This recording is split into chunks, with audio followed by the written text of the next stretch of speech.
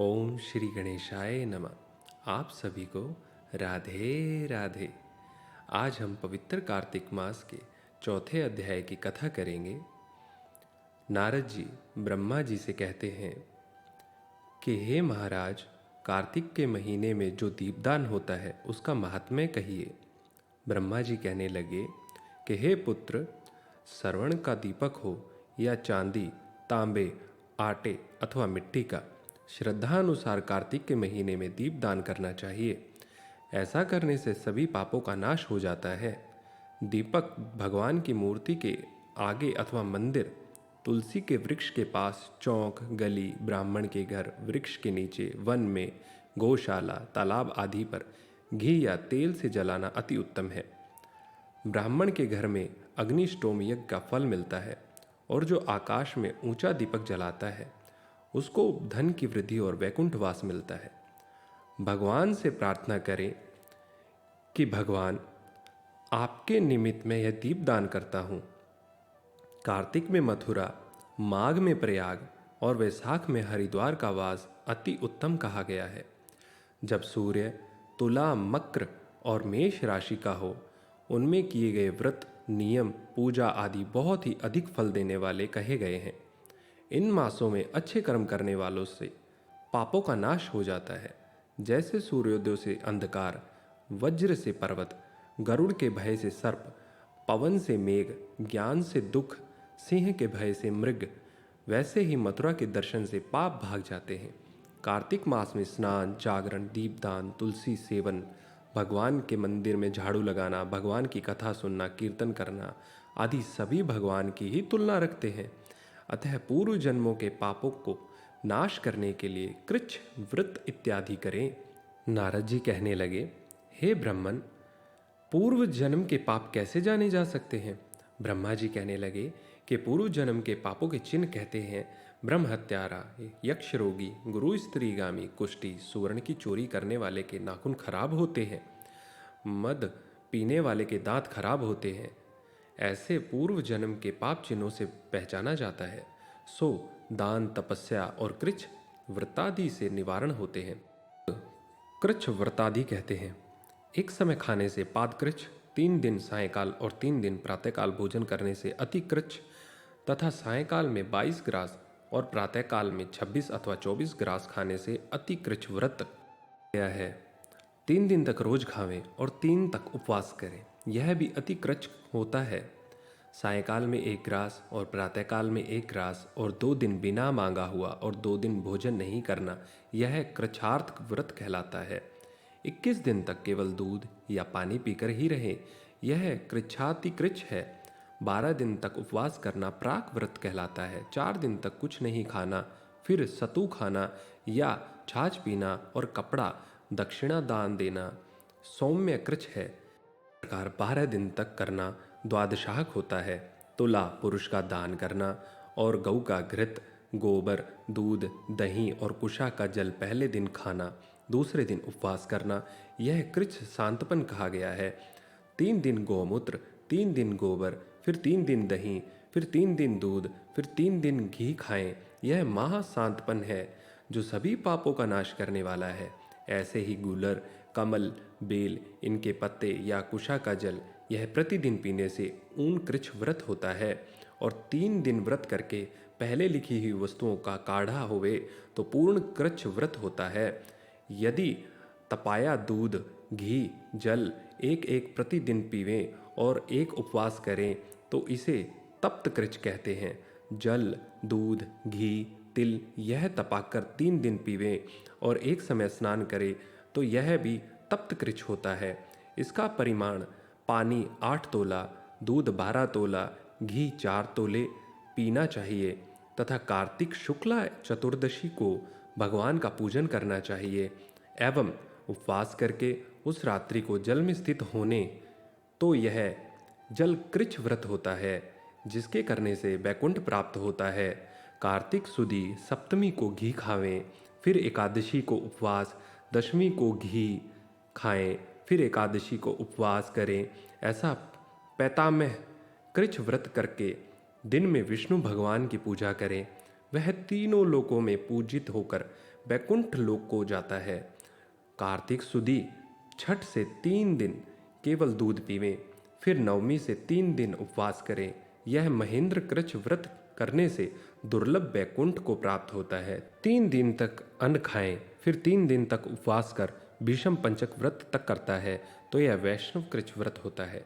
जो मनुष्य प्रतिपदा से 5 दिन तक केवल दूध पी कर रहे, फिर 5 दिन तक दही खाए और एकादशी और द्वादशी को भगवान का पूजन करे, यह भास्कर कृच्छ व्रत होता है। उससे श्वेत द्वीप का वास मिलता है तथा शुक्ल पक्ष की प्रतिपदा से एक एक ग्रास बढ़ाना और कृष्ण पक्ष में एक एक कम करना, अमावस्या को कुछ न खाना, यह चंद्रायण व्रत विधि है। 1 ग्रास 2 तोले का या जितना मुंह में अच्छी तरह आ जाए, कृष्ण पक्ष के आदि के 3, 14, 5 ग्रास भोजन करके किसी प्रकार एक पक्ष में 240 ग्रास पूरे करके, यह भी चंद्रायण व्रत है।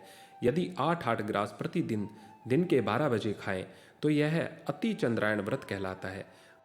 गौ के चारों सतनों का दूध 7 दिन, फिर 7वें दिन 3 सतनों का, फिर 7 दिनों तक 2 सतनों का और फिर 6 दिनों तक 1 स्तन का दूध पीवें और 3 दिन तक पवन शभण करें। यह सोमायन नामक व्रत सभी पापों का नाश करने वाला होता है। गेहूँ, चावल की कांजी, दही, दूध, घी, पानी और पंचगव्य में सब चीज़ें नियम से कार्तिक के महीने में खावें। यह साप्ताहिक कृच्छ व्रत करने वाला विष्णु लोक को प्राप्त होता है। पलाश, बेल, गुलर इनका काढ़ा, ओटाया हुआ दूध पीवें, एकादशी व्रत रखें तथा द्वादशी को पारणा करें तो उसका भी वैकुंठ वास होता है। जो मनुष्य कार्तिक सुदी सप्तमी, अष्टमी, नवमी, दशमी को जल, कमल के नाल के भीतर का डोरा, वेद के पत्ते, कमल इनको खावें और एकादशी का उपवास करे तो यह लक्ष्मी व्रत होता है। इसको करने वाला भगवान विष्णु का शिष्य वैष्णव गति को प्राप्त होता है। प्रातःकाल 4 और सायंकाल में प्रतिदिन खावें तो यह शिव चंद्रायण व्रत होता है। कार्तिक सुदी चतुर्दशी विधि पूर्वक ब्रह्म क्रूच व्रत और गारिक पूजन करना चाहिए, जिसकी विधि कहते हैं गौमूत्र, गोबर, गोदुग्ध, गोघृत और कुशा का जल, यह सब मिलाकर पंचगव्य अथवा ब्रह्म क्रूर होता है तथा लाल गो का मूत्र, सफ़ेद गो का दूध, नीली गो का दही, काली गो का घी, यदि ऐसा न मिले तो दूसरी तरह का यह भी पंचगव्य होता है। प्रमाण: गोमूत्र 8 मासे, गोबर 10 मासे, दूध 12 मासे, दही 10 मासे और घी 10 मासे तथा कुशा का जल 4 मासे। गायत्री मंत्र पढ़कर गौमूत्र लेना, गंध द्वारा पढ़कर गोबर पय पृथिव्याम पढ़कर दूध, दधी करावणों पढ़कर दही, तेजोसी शुक्रमसी पढ़कर घी, देव स्वयाम ताम, यह मंत्र पढ़कर कुशा का जल लेना चाहिए। इनको कुशा के पात्रों में उठाकर विधिवत हवन करें और वेद के इन मंत्रों से आहुति देवें। पहला इरावती, दूसरा इंदवाषणो, तीसरा शर्बती, चौथा मनस्तोक, पांचवा शंवती। इन मंत्रों से हवन करके बचा हुआ पान करें। पलाश के पत्र, कमल पत्र, स्वर्ण पात्र या चांदी के पात्र में पान करें। एक दिन रात्रि उपवास करें, भगवान का स्मरण करें। यदि स्त्री व्रत करे तो अपने पति की आयु कामना के अर्थ भगवान की प्रार्थना करें। दिन को भोजन नहीं करना चाहिए। आंवले आदि का पूजन तथा तुलसी का पूजन करना चाहिए। व्रत आदि समाप्ति के निमित्त ब्राह्मण को गोदान आदि करना चाहिए। इसी प्रकार इन कृच्छादि व्रत करने वाले वैष्णव भगवान के परमद को प्राप्त होते हैं। नारद जी बोले, ऐसा कहकर भगवान विष्णु मछली का रूप धारण कर विंध्याचल वासी कश्यप की अंजलि में प्रकट हुए। उस पर दया करके मुनि ने उसे कमंडल में डाल लिया। जब उसमें न समाई तब कुएं में से तालाब में, फिर उसको समुद्र में डाला गया। जब वहाँ बढ़ने लगी तब मछली रूपी भगवान ने शंखासुर को मारते हुए हाथों में दबाकर बद्रीवन को गए। वहाँ सब ऋषियों को बुलाकर भगवान ने आज्ञा दी कि जल निगमन वेदों को ढूंढो और शीघ्र ही उन्हें रहस्य सहित निकाल कर ले जाओ। तब तक मैं देवताओं सहित प्रयाग में निवास करूँगा। नारद जी बोले, तब तपोबली उन मुनियों ने मिलकर बीज और यज्ञ मंत्रों सहित वेदों का उद्धार किया। उनमें से जिस ऋषि ने जितना भाग निकाला वह उसी के नाम से प्रसिद्ध हुआ। फिर मुनि मिलकर प्रयागराज गए और प्राप्त किए वेदों को ब्रह्मा व विष्णु भगवान को अर्पण किए। संपूर्ण वेद पाकर ब्रह्मा जी प्रसन्न हुए और देव व ऋषियों सहित अश्वमेघ यज्ञ करने लगे। यज्ञ के अंत में देवता, गंधर्व, किन्नर, सर्प आदि भूमि पर दंडवत प्रार्थना करने लगे। हे देवादि देव, हमारी प्रार्थना सुनो। इस आनंददायक समय में यह वर दो कि इस स्थान पर ब्रह्मा जी ने आपकी कृपा से नष्ट हुए वेदों को प्राप्त किया। हमने यज्ञ का भाग प्राप्त किया, अतः यह आपके प्रसाद से पृथ्वी में सर्वश्रेष्ठ और पुण्य बढ़ाने वाला, भक्ति और मुक्ति देने वाला हो।